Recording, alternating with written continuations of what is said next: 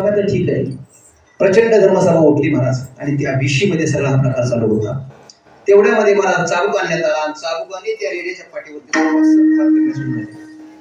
चाबुकाचे फटके होते ज्ञानोबा यांच्या पाठीवरती शेवळ उठलं.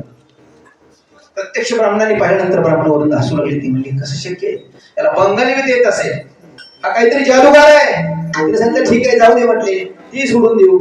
त्याने सांगितलं ठीक आहे तुला जादू येत असेल, मग हा निर्बुद्ध प्राणी आहे. कोण? रेडा. रेडे आहेत का निर्बुद्ध प्राणी कोणीच नाही. रस्त्याने चालत असताना बघा तुम्ही किती हॉर्न वाजवतो, बाजूला हटतच नाही. आणि अशा रेड्याच्या मुखातून ज्ञानोबांना सांगितलं तुम्ही वेद बोलू शकता का? म्हटले बोलू शकतो, हाही ज्ञान आहे तोही ज्ञान आहे.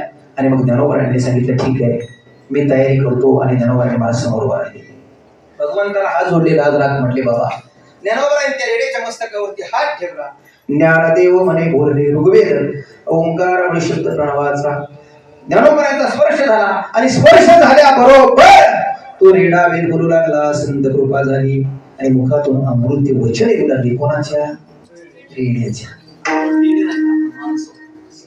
आपल्या मुखातून अमृत वचन येण्याकरता फक्त ज्ञानोबांची सेवा करा भगवान परमात्मा म्हणतात. आणि मग त्याची जर ज्ञानोबांची सेवा केली